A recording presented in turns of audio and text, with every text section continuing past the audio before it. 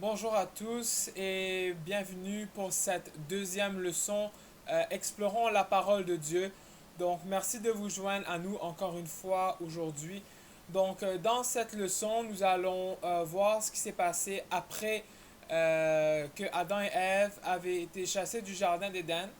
Pour rappel, je vais juste retourner sur les dernières diapositives. Donc, on se rappelle que durant la première leçon, on avait vu, la leçon précédente plutôt, on avait vu la création.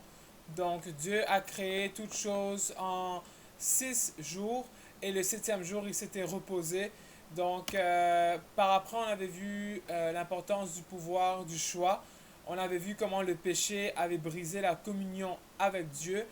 Également, nous avions vu la dernière fois le premier jugement, comment le péché a poussé Dieu à donner son premier jugement dans le troisième chapitre du livre de Genèse. Donc, encore une fois, on demande à Dieu de nous aider pour cette étude biblique, que nous ayons la sagesse, l'onction également pour comprendre sa parole, parce que sans lui, nous ne pouvons rien faire. Amen. Donc, sans plus tarder, on va commencer la deuxième leçon ici, de la chute au déluge. Donc, dans cette leçon, on va voir qu'est-ce qui s'est passé lorsque Adam et Ève ont quitté le jardin d'Éden. Par après, on va voir comment l'humanité a été jugée encore une fois par le déluge et l'histoire de Noé, donc une histoire quand même assez connue de la majorité des chrétiens et même des personnes qui sont non croyantes.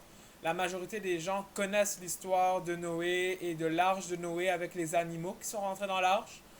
Par après, on va voir les similarités entre le temps de Noé et le temps du retour de Jésus. Donc, on va voir comment ces choses sont très similaires et comment les gens n'ont pas vraiment changé malgré les milliers d'années qui nous séparent. Donc, allons-y. De la chute au déluge. Donc, on va tout de suite. Oh, désolé, ça allait un peu trop loin. Donc, de la chute au déluge, on va lire à partir d'ici, à partir de Genèse chapitre 4. Donc, pour rappel, la dernière leçon s'était arrêtée à Genèse chapitre 3. Donc, on reprend à partir de là. Et dans le nouvel état de conscience de Adam et Ève, ben, ils ont tous deux vu comment la vie en dehors du jardin était difficile.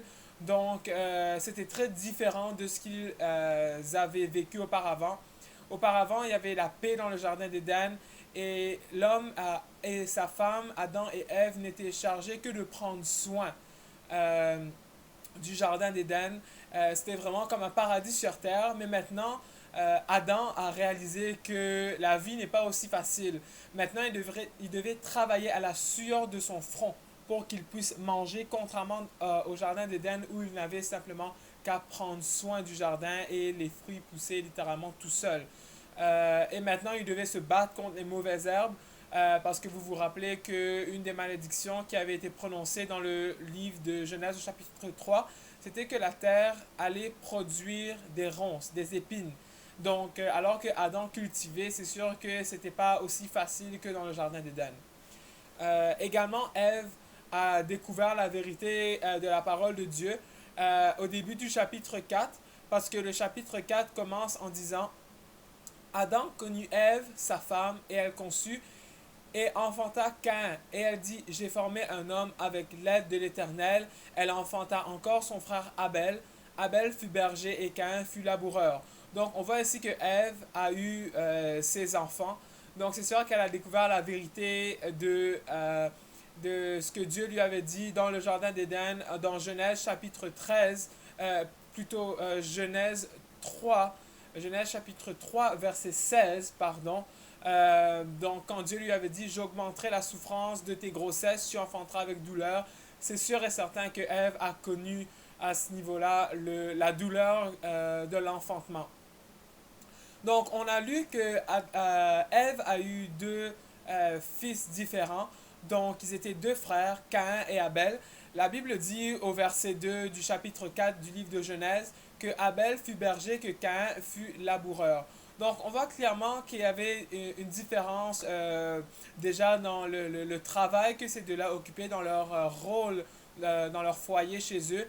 Mais on peut continuer à lire également et on va voir qu'il y a une différence non seulement physique, mais une différence spirituelle entre Caïn et Abel. Donc, la différence physique, c'est certain que Caïn était un laboureur de la terre et Abel, lui, il élevait le bétail. Mais on va voir également les différences spirituelles entre les deux. Donc, premièrement, vous vous rappelez probablement que lorsque Adam et Ève avaient été chassés du jardin d'Éden, Dieu avait tué un animal pour les revêtir. Donc, ils étaient couverts de peau et c'était le premier sacrifice qui avait eu lieu dans la Bible. Dieu lui-même a fait ce sacrifice pour couvrir Adam et Ève parce qu'ils étaient nus. Leurs yeux se sont ouverts et la gloire de Dieu les avait quittés à cause du péché. Donc pour couvrir leur péché, ce que Dieu a fait, c'est Dieu a fait le sacrifice. Donc c'est sûr que Adam et Ève ont dû enseigner cela à leurs enfants parce que leurs enfants ont en eux-mêmes le devoir, ont senti l'obligation de faire le sacrifice à Dieu. Donc c'est sûr que c'est quelque chose qui s'est transmis de père en fils, comme on le dit. Donc on va lire ici dans Genèse chapitre 4 au verset 3. Ça dit, au bout de quelque temps, Caïn fit à l'Éternel une offrande des fruits de la terre. Et Abel, de son côté, en fit l'une des premiers-nés de son troupeau et de leur graisse. L'Éternel porta un regard favorable sur Abel et sur son offrande, mais il ne porta pas un regard favorable sur Caïn et sur son offrande. Caïn fut très irrité et son visage fut abattu. Donc, on voit ici qu'il y a eu une différence entre les sacrifices que Abel et Caïn ont offerts. Donc, Abel, lui, a ici, vous voyez sur l'écran, offert un sacrifice qui était acceptable à Dieu, un sacrifice des premiers-nés de son troupeau, tandis que Caïn, lui, a également fait un sacrifice qu'il a fait certainement de tout son cœur, mais qui a été rejeté par Dieu. Donc, par contre, on continue à voir, si on continue la lecture à partir du verset 6, donc Genèse 4, 6, la Bible dit, et l'Éternel dit à Caïn, pourquoi es-tu irrité et pourquoi ton visage est-il abattu? Certainement, si tu agis bien, tu relèveras ton visage. Et si tu agis mal, le péché se couche à la porte et ses désirs se portent vers toi. Mais toi, domine sur lui. Cependant, Caïn adressa la parole à son frère, mais comme ils étaient dans les champs, Caïn se jeta sur son frère Abel et le tua. Donc, on voit ici, Caïn a offert un sacrifice qui n'était pas acceptable à Dieu. Et pourquoi cela? La raison est que Dieu demande le sang pour que le sacrifice soit accepté. L'offrande, la grosse différence entre l'offrande de Caïn et l'offrande de Abel, c'est que le sacrifice d'Abel avait du sang, alors que Caïn avait juste amené des fruits de la terre. Donc, comme vous vous rappelez, dès le début, dans le jardin d'Éden, Dieu demandait qu'il y ait un sacrifice de sang. Parce que dans le jardin d'Éden, il y avait des fruits également, mais Dieu a sacrifié des animaux. C'est très important de faire la distinction. Vous pouvez le relire dans Genèse 3, verset 21. Donc, pour que le péché soit couvert, il faut que le sang soit versé. Et c'est pour ça que Jésus-Christ, la Bible nous dit dans Apocalypse 13, 8, Jésus-Christ est l'agneau qui a été sacrifié dès la fondation du monde. Jésus-Christ a versé de son sang. Et la raison pour laquelle Dieu a choisi un sacrifice de sang, c'est que le salaire du péché, c'est la mort. Comme nous le dit Romains 6, 23. Et sans le versement de sang ou l'effusion de sang, les péchés ne peuvent pas être pardonnés. Et vous pouvez voir la référence dans Hébreux 9, 22. Et Adam devait avoir transmis cette connaissance à ses fils parce que sinon Abel n'aurait pas su quoi donner comme offrande. Mais on voit que Abel a donné une bonne offrande. Et on voit aussi que Caïn, lui, de son côté, Caïn a apporté une mauvaise offrande. Et dès le début des Écritures, dans le livre de la Genèse, le premier livre de la Bible, on voit que la sincérité, c'est très bien, c'est bon d'être sincère envers Dieu, mais ce n'est pas suffisant pour que quelqu'un marche dans la droiture devant Dieu. Donc, être sincère, c'est bien, mais ce n'est pas suffisant. La seule chose que Dieu honore, c'est une foi qui obéit. Donc, Abel avait une foi qui était obéissante. Et ce n'est pas assez de faire ce que nous pensons être correct, mais il faut faire ce que Dieu nous demande de faire. Et c'est ça qui est important à savoir. Parce qu'on voit ici, si vous lisez dans le livre d'Hébreu, Hébreu c'est un livre dans le Nouveau Testament. Donc vous voyez dans le livre d'Hébreu, chapitre 11 au verset 4. Donc, Hébreu 11, 4, la Bible dit, c'est par la foi qu'Abel offrit à Dieu un sacrifice plus excellent que celui de Caïn. C'est par elle qu'il fut déclaré juste devant Dieu, approuvant ses offrandes, pardon. Et c'est par elle qu'il parle encore, quoique mort. Donc ici, on voit que Abel a offert un sacrifice qui était plus excellent que celui de Caïn. Et c'est pour ça qu'il a été juste devant Dieu. Parce que Abel a fait la volonté de Dieu. Donc, tandis que Caïn, comme on l'a vu, Caïn a peut-être de son cœur offert ce qu'il avait de plus précieux. Mais ce n'était pas suffisant. Par contre, on voit la grâce de Dieu, on voit encore la bonté de Dieu. Quand Caïn avait offert son sacrifice qui était refusé, on voit ici que Dieu lui a posé une question. Et lui a dit, pourquoi es-tu irrité et pourquoi ton visage est-il abattu? Certainement, si tu agis bien, tu relèveras ton visage, et si tu agis mal, le péché se couche à la porte, et ses désirs se tournent vers toi, mais toi, domine sur lui. Donc Dieu a donné à Caïn une porte ouverte pour refaire. Et Dieu lui a dit, si tu agis bien, tu relèveras ton visage. Donc Dieu lui a dit, vas-y, agis bien, fais la bonne chose, offre le bon sacrifice. À la place, Caïn a toujours voulu désobéir à Dieu. Et il a désobéi, il a tué son frère. Donc, le Seigneur lui a reparlé. L'Éternel lui a reparlé au verset 9. Et l'Éternel dit à Caïn, où est ton frère Abel? Il répondit, je ne sais pas. Suis-je le gardien de mon frère? Et Dieu dit, qu'as-tu fait? La voix du sang de ton frère crie de la terre jusqu'à moi. Maintenant tu seras maudit de la terre qui a ouvert sa bouche pour recevoir de ta main le sang de ton frère. Donc on voit ici que Caïn était le premier meurtrier. Et c'était une génération après Adam et Ève. On voit comment le péché corrompt l'homme, corrompt la race humaine. Donc Adam et Ève ont simplement mangé un fruit. Et leur enfant, leur fils, était devenu un meurtrier. Donc c'est ce que le diable fait.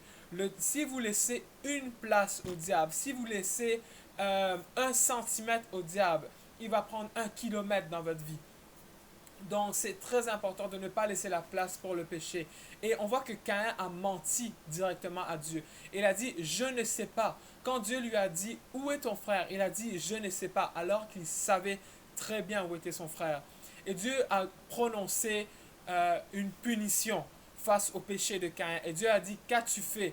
La voix du sang de ton frère crie de la terre jusqu'à moi. Maintenant tu seras maudit de la terre qui a ouvert sa bouche pour recevoir de ta main le sang de ton frère. Quand tu cultiveras le sol, il ne te donnera plus sa richesse. Tu seras errant et vagabond sur la terre.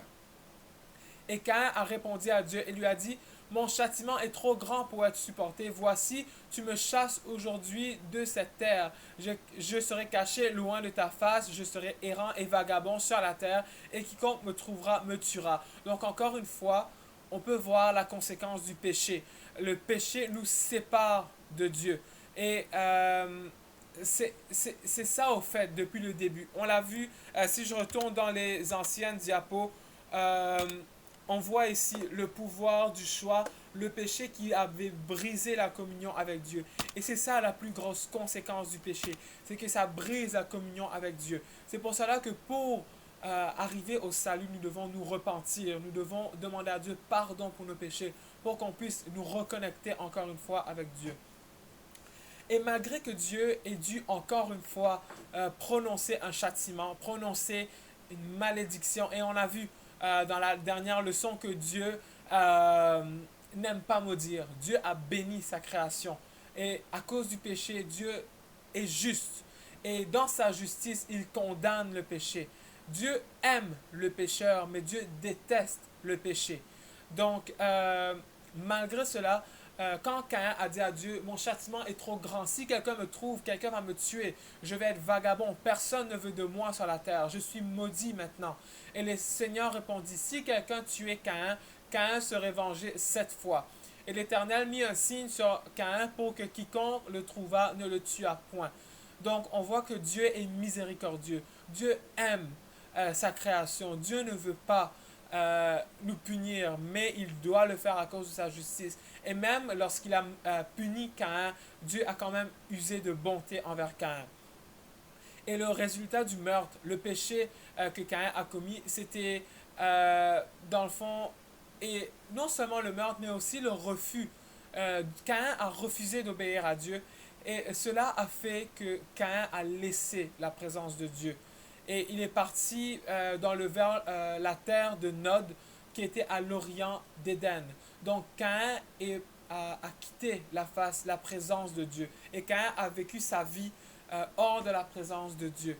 Donc c'est quelque chose qui est triste, parce que une génération en arrière, Adam et Ève étaient dans le jardin d'Éden, dans la présence pure de Dieu. Et présentement, leur enfant Caïn est loin de la face de Dieu. Pardon, je vais prendre une petite gorgée. Donc, ça fait du bien de boire de l'eau. Amen. Donc, ceux qui ont marché avec Dieu. On va voir ici que après que Caïn ait tué Abel, Dieu a, Dieu a donné un autre fils à Adam et Ève, et c'était Seth.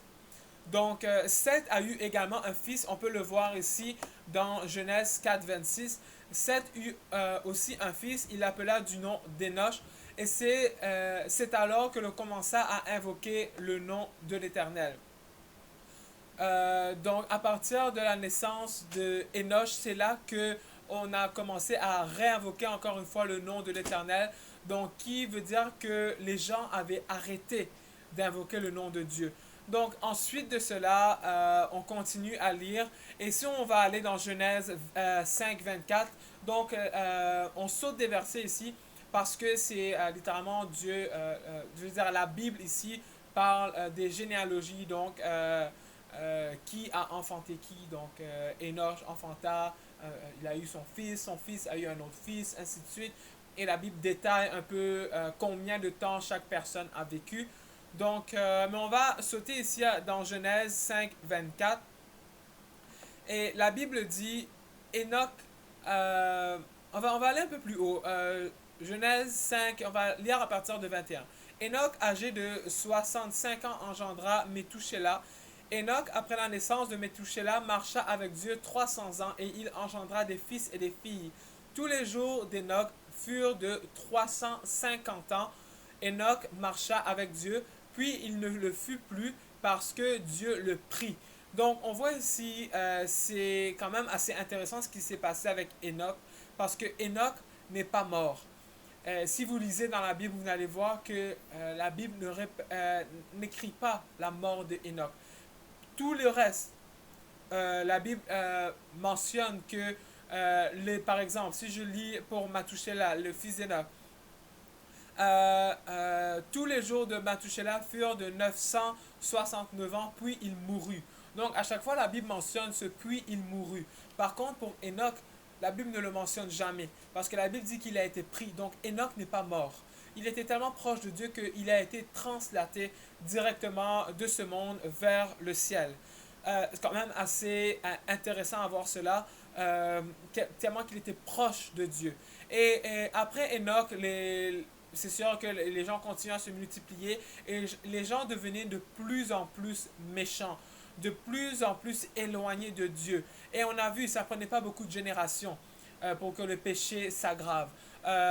Dans le cas de Adam et Ève, une génération plus tard, leur fils est devenu un meurtrier.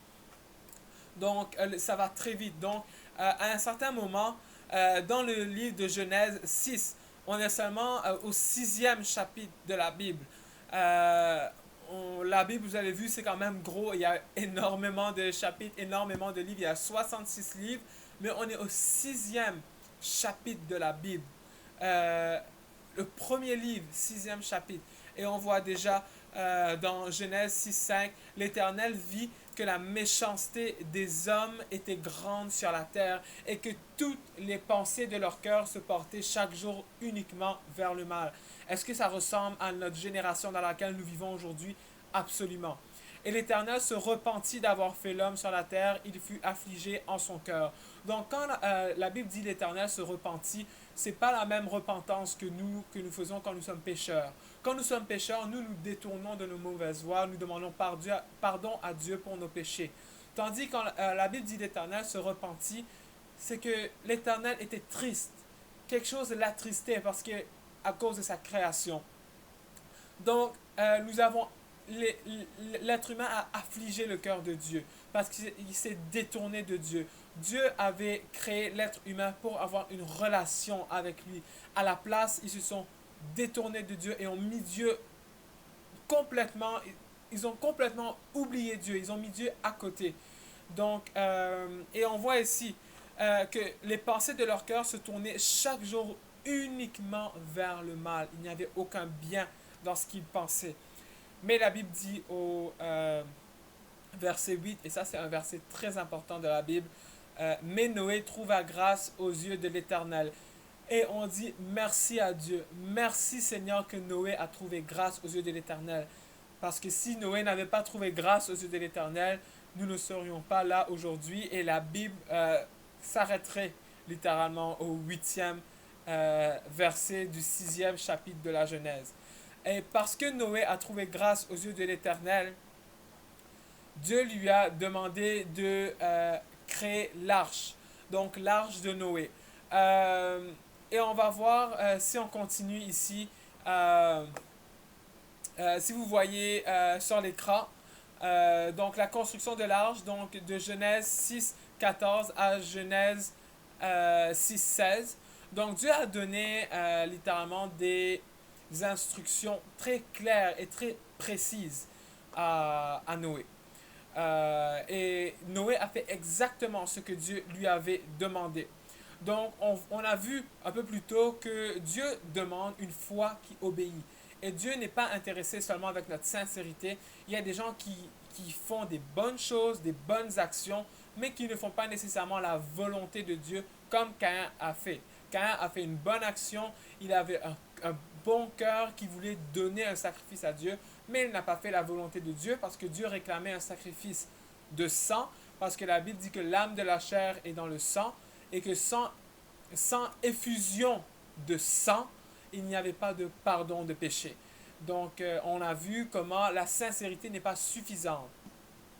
Mais Noé, lui, il était non seulement sincère, mais il obéissait aux commandements de Dieu. Et Dieu a donné des instructions spécifiques pour la construction de l'arche. Donc déjà, Dieu a décidé du type de bois. Noé devait utiliser le bois de gopher, qui était un bois qui était très rare à l'époque. Il y avait beaucoup plus d'eucalyptus là où Noé habitait, mais à la place, Noé devait aller prendre le bois de gopher, qui était un bois un peu plus rare et qui ne se trouvait pas proche de là où il habitait. Dieu a également donné la grandeur de l'arche, donc 300 coudées de longueur, 50 coudées de hauteur, ainsi que le nombre de portes. Il y avait une seule porte dans l'arche et il avait 3 étages. Donc le Seigneur dit même à Noé combien d'animaux il devait mettre dans l'arche et prendre avec lui pour le sauver du déluge. Il devait prendre dans l'arche 7 coupes d'animaux purs et une paire d'animaux impurs, comme on peut le voir dans Genèse 7:2. Donc c'était le plan de sauvetage. Et pensez-y, qu'est-ce qui serait arrivé si Noé avait décidé au fait de faire les choses à sa propre façon? Si Noé avait imité Caïn et avait décidé par exemple, je vais rajouter une fenêtre de plus, ou je vais ajouter une porte de plus, ou je vais utiliser un bois différent. Pouvez-vous penser à ça pour une seconde? Je suis pas mal certain que sa famille aurait péri dans le déluge, que tous les animaux aussi auraient péri et que nous ne serions pas là aujourd'hui. Mais au contraire, Noé a exécuté les ordres de l'Éternel entièrement. Il a fait tout ce que Dieu lui avait demandé Et on voit également dans 2 Pierre 2,5 que Noé était un prédicateur de la justice. Lorsque Noé a bâti l'arche, et ça lui a pris à peu près 100 ans, 100 ans, 100 années pour bâtir l'arche, ça c'est beaucoup. Ça c'est beaucoup de construction. C'est énorme. Et pendant qu'il bâtissait l'arche, euh, Noé prêchait le déluge. Noé prêchait qu'il y aurait eu la pluie. Et vous vous dites, mais c'est pas compliqué à comprendre qu'il pleuve parce qu'il pleut à chaque jour. Mais il faut se rappeler, je vous avais mentionné dans la dernière vidéo qu'il n'y avait pas de pluie à l'époque, qu'il y avait une vapeur qui s'est levée de la terre pour arroser la terre. Donc les gens n'avaient jamais vu de pluie à l'époque. L'eau n'était jamais tombée du ciel. Au contraire, la vapeur sortait de sous la terre. Et vous vous rappelez également que j'avais mentionné l'eau qui avait couvert l'atmosphère, que Dieu avait séparé les eaux qui étaient sous la terre et les eaux qui étaient sur la terre. Plutôt les eaux qui étaient sur la terre et les eaux qui étaient au-dessus de la terre, donc en d'autres mots, au-dessus de l'étendue ou en dessous de l'étendue qui était le ciel.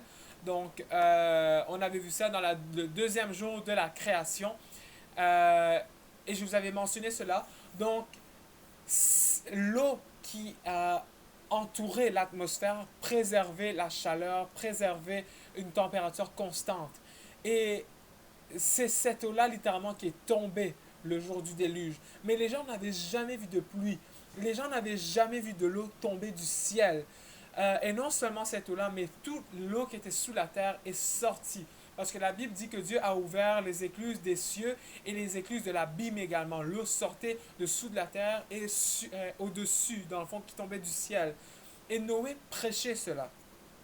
Noé prêchait que repentez-vous parce qu'il va y avoir un déluge. Repentez-vous parce qu'il y aura une inondation. Et les gens ont dit, Noé, tu es fou. Ça n'arrivera pas. Et c'est la même chose aujourd'hui. Nous prêchons que Jésus revient bientôt. Nous prêchons, repentez-vous. Jésus revient pour son Église. Et les gens nous prennent pour des fous. Ils ne croient pas dans cela. Et ce n'est pas parce qu'on n'a jamais vu quelque chose que ça ne va pas arriver. Ce n'est pas parce qu'ils n'avaient jamais vu le déluge que le déluge n'est pas venu. Même s'ils le croyaient ou non, le déluge est venu pareil. Et c'est la même chose aujourd'hui. Que les gens le croient ou non, Jésus reviendra. Mais lorsque Jésus sera venu, ce sera trop tard pour croire. Il faut croire et se préparer avant son retour. Amen. Et c'est la même chose. Non seulement Noé a préparé sa famille, mais il a prévenu les autres. Et les faisait connaître le jugement imminent qui allait venir et la nécessité de se repentir et d'obéir à Dieu. Par contre, personne n'a tenu compte de son avertissement. Personne ne l'a écouté. Et c'est ce qu'on peut voir dans 1 Pierre 3,20 que Dieu veut que tout le monde se repente. Dieu veut que tout le monde vienne à la repentance. Mais Dieu ne peut pas nous forcer d'être sauvés. Dieu ne peut pas nous forcer à le suivre. Et la Bible dit également dans Hébreux 11 que Noé était un des héros de la foi qui a été mentionné dans la Bible.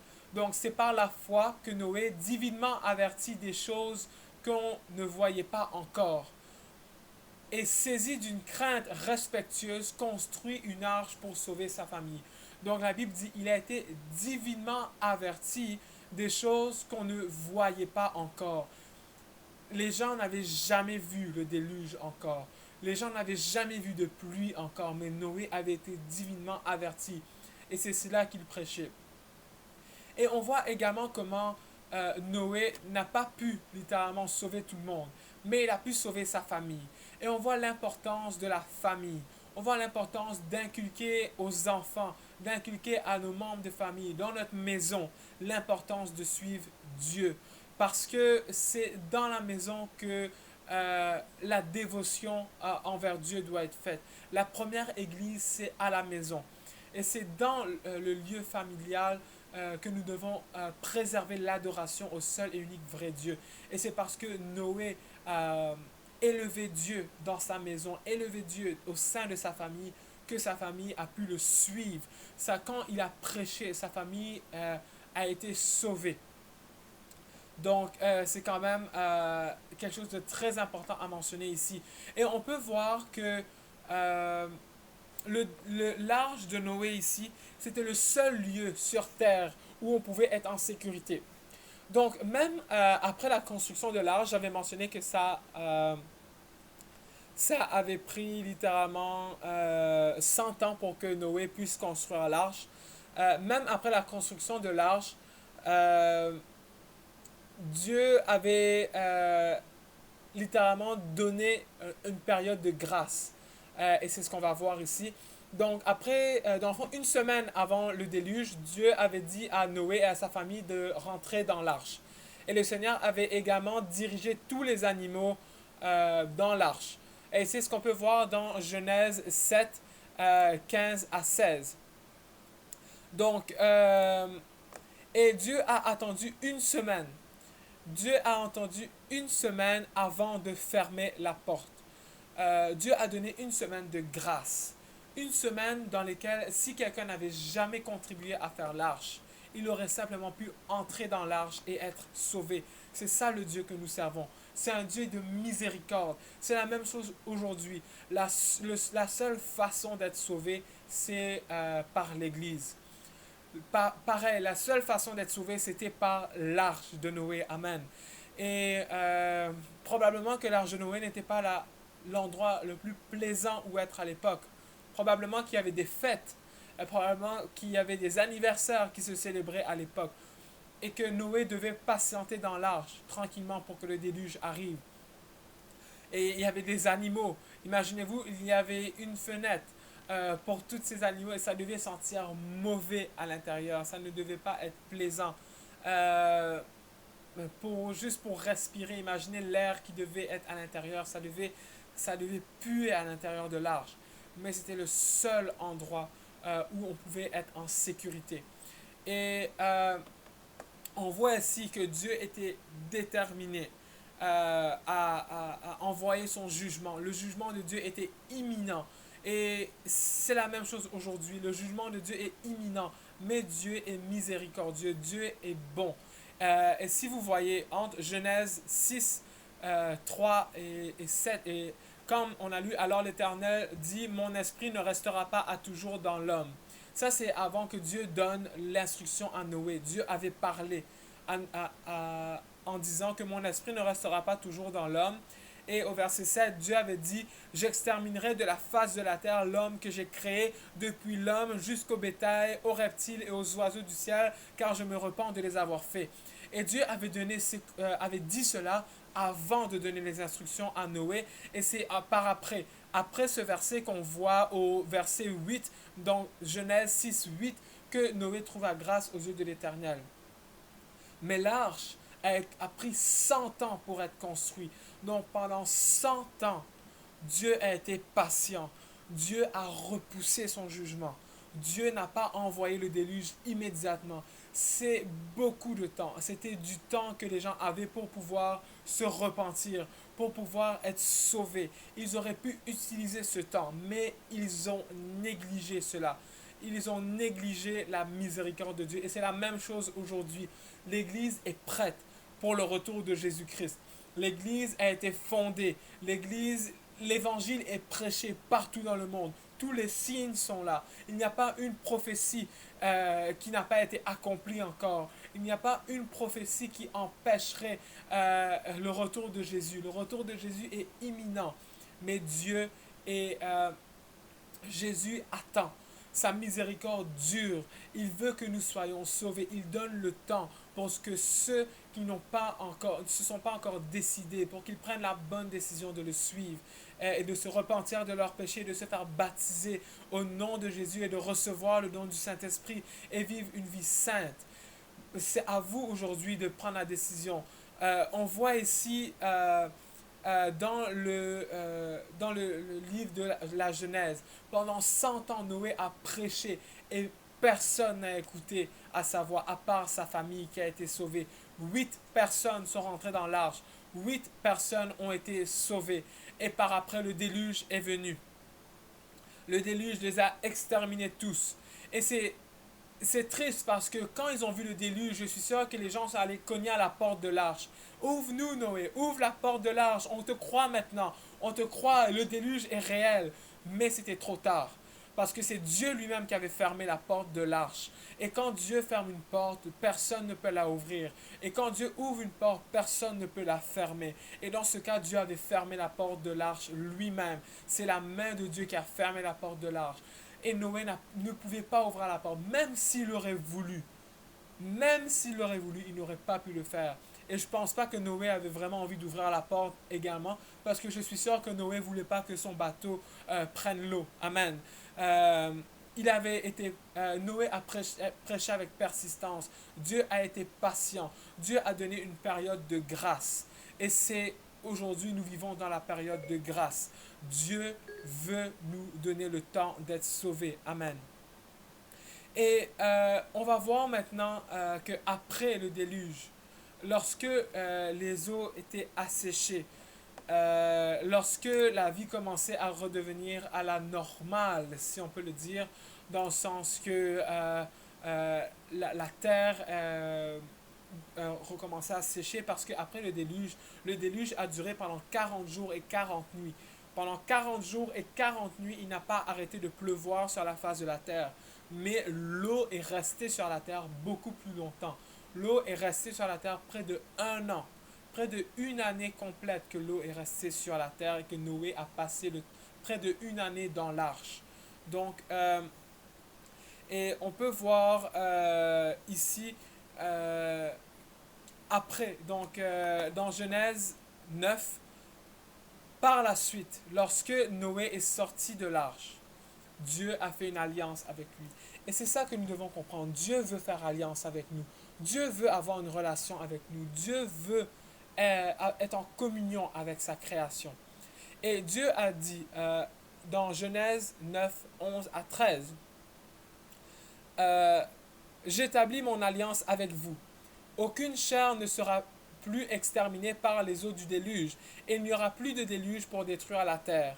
Et Dieu dit, c'est ici le signe de l'alliance que j'établis entre moi et vous et tous les êtres vivants qui sont avec vous pour les générations à toujours. J'ai placé mon arc dans la nue et il servira de signe d'alliance entre moi et la terre. Quand j'aurai rassemblé les nuages au-dessus de la terre, l'arc paraîtra dans la nue. Et je me souviendrai de mon alliance entre moi et vous et tous les êtres vivants de toute chair, et les eaux ne deviendront plus un déluge pour détruire toute chair. L'arc sera dans la nuit et je le regarderai pour me souvenir de l'alliance perpétuelle entre Dieu et tous les êtres vivants de toute chair qui est sur la terre. Amen. Donc, ça nous parle de l'arc-en-ciel. Dieu a créé l'arc-en-ciel, Dieu a fait cela pour être une alliance entre nous et lui. Donc Dieu ne détruira plus jamais la terre entière avec l'eau. Au contraire, à la fin des temps, l'Apocalypse nous mentionne qu'il va le détruire maintenant avec le feu pour respecter son alliance. Donc, et c'est pour cela que quand il y a des orages, quand vous voyez qu'il va pleuvoir, vous voyez un arc-en-ciel paraître. Ça, c'est le signe que Dieu vous lance. Dieu vous se rappelle de cette alliance et il vous dit, je ne vous détruirai plus jamais avec le déluge pour exterminer la terre au complet. Donc ne vous inquiétez pas, je ne vais plus envoyer le déluge sur vous. Donc c'est ça, à chaque fois que vous voyez l'arc-en-ciel, rappelez-vous de cela. C'est l'alliance que Dieu a faite avec nous. Et juste là, ensuite, après l'alliance, Noé a offert un sacrifice à Dieu.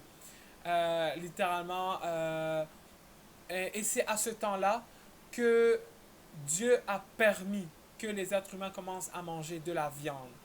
Donc c'est important de le souligner. Avant cela, les gens ne mangeaient pas de viande, ils mangeaient simplement des fruits et des légumes. Donc, par contre, présentement, Dieu avait donné le droit, littéralement, de manger des animaux. Et Dieu a aussi placé la crainte dans le cœur des animaux. Dieu a placé la crainte dans le cœur des animaux pour que si jamais littéralement pour que si jamais nous voulons approcher un animal pour le manger, mais l'animal va avoir le réflexe de s'enfuir. Donc c'est pour ça que si vous approchez un animal sauvage, ou les animaux en général, à moins qu'ils ont été domestiqués, mais les animaux en général ont peur des humains. Donc c'est à cause de cela, c'est parce que Dieu a mis la crainte dans leur cœur. Euh, si on voit, je vais également mentionner quelque chose de très important que j'aime beaucoup mentionner, c'est au niveau des années, des saisons, ainsi de suite. Parce je vous avais mentionné que dans le jardin d'Éden, il y avait une température toujours constante. Il y avait une température ambiante qui était agréable euh, à vivre. Et si on voit dans Genèse 8 au verset 22, donc ça c'est avant que Dieu donne la promesse de l'arc-en-ciel. Noé avait fait un sacrifice à Dieu euh, avant que Dieu donne la promesse de l'arc-en-ciel.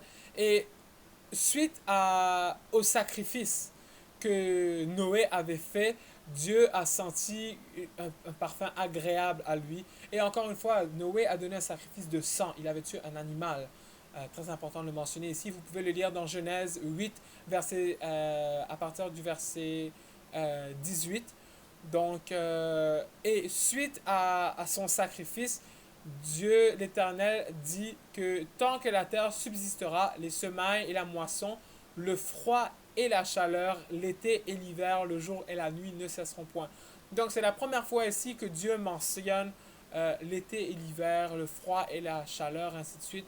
Donc c'est là que nous avons des températures qui sont complètement déréglées. Donc si vous vous demandez pourquoi nous présentement, moi je suis au Québec présentement, et on a des hivers quand même assez difficiles. Euh, Pourquoi est-ce que nous avons des hivers de moins 20 degrés, moins 15, quelquefois moins 40 degrés? C'est à cause du péché. C'est à cause de, de, de notre désobéissance qui a bouleversé littéralement la Terre au complet, incluant le climat. Si notre climat est changé présentement, c'est à cause une conséquence du péché. C'est important aussi de le mentionner. Je pense que c'est un petit détail que beaucoup de personnes se posent la question, mais maintenant vous avez la réponse à cela. Donc, de retour ici à notre diapo, donc on a pu voir comment Noé a sauvé sa famille, comment Noé a pu préserver également les animaux sur la face de la terre. Et si on va voir dans notre dernière diapo, comment est-ce que l'humanité a été jugée? On va voir les similarités entre le temps de Noé et le temps du Fils de l'homme ou le temps de la venue de Jésus. Donc on peut les lire dans Matthieu 24, 37. Ce qui arrivera au temps de Noé arrivera de même à l'avènement du Fils de l'homme. Car dans les jours qui précédèrent le déluge, les hommes mangeaient et buvaient, se mariaient et mariaient leurs enfants jusqu'au jour où Noé entra dans l'arche et qu'ils ne se doutèrent de rien jusqu'à ce que le déluge vint et les emporta tous. Donc vous voyez, ils ne se doutaient de rien. Ils ne savaient pas que le jugement venait. C'est bizarre parce que Noé prêchait pendant 100 ans, mais ils n'écoutaient pas. Leurs oreilles étaient fermées et ils ne savaient pas que le déluge allait venir ce jour-là. Ils se doutèrent de rien jusqu'à ce que le déluge vint et les emporta tous, et il en sera de même à l'avènement du Fils de l'homme. Alors, de deux hommes qui sont dans un champ, l'un sera pris et l'autre laissé. De deux femmes qui moudront à la meule, une sera prise et l'autre laissée. Veillez donc. Donc, ne soyez pas ignorants.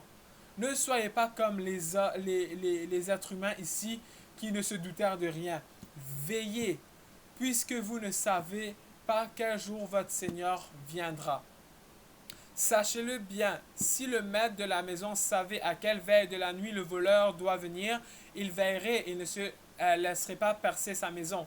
C'est pourquoi vous aussi, tenez-vous prêts, car le Fils de l'homme viendra à l'heure où vous n'y pensez pas. Donc Jésus reviendra dans un moment, dans un instant où on ne pense pas à sa venue. Les gens iront au travail comme d'habitude, comme on voit ici, les similarités, les gens mangeaient et buvaient. Il n'y a rien de mal à manger et boire. La signification ici, c'est que les gens ne se doutaient de rien, mais non seulement ça, ils mangeaient et buvaient de façon excessive. Ils prenaient plaisir dans la vie, plaisir même charnel.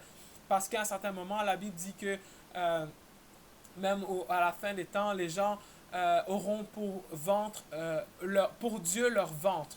Donc, vous pouvez le lire dans les versets. Vous pouvez lire chacun des versets. Je vous encourage à le faire. Philippiens 3, 17 à 19 pour voir que les gens mangeaient et buvaient.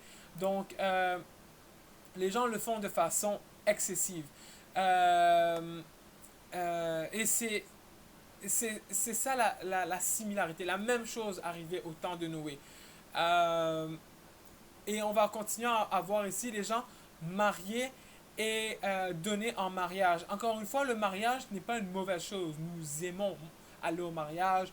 J'aime aller à des mariages. C'est des temps de réjouissance où on est content pour les mariés.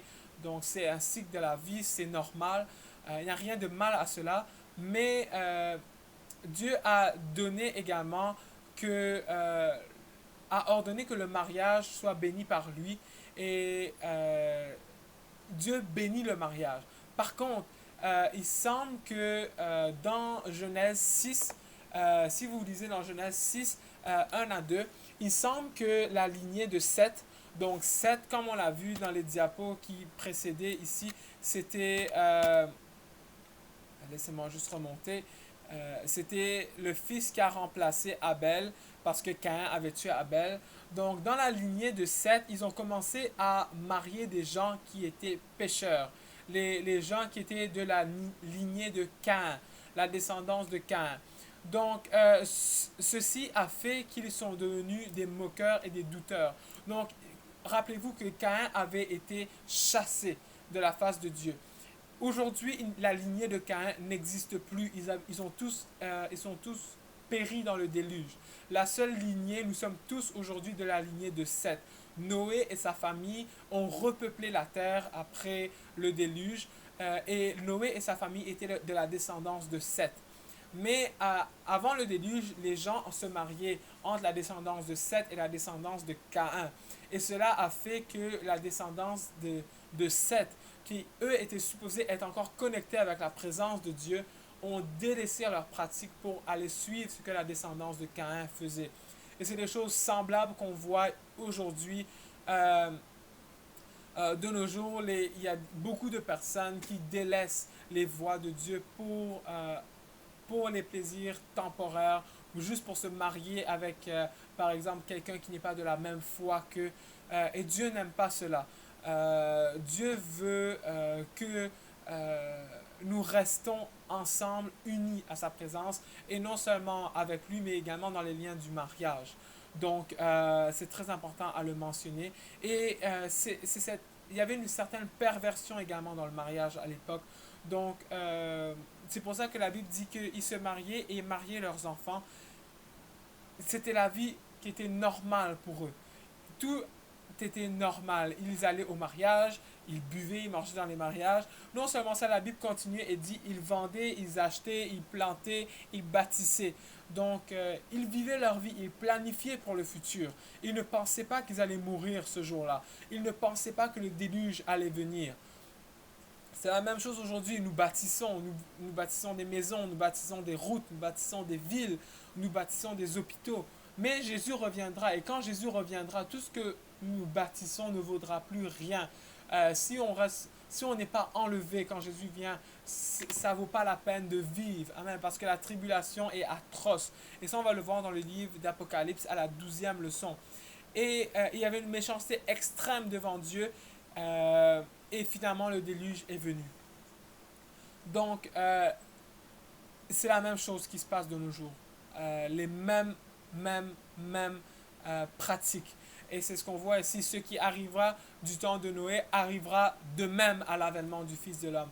Donc, si vous voyez que les gens aujourd'hui abusent de la nourriture, mangent, font des excès de table, gaspillent la nourriture, que les gens ne peuvent pas attendre pour manger. Ils doivent manger 4, 5, 6 repas par jour. Leur ventre est rendu comme leur Dieu.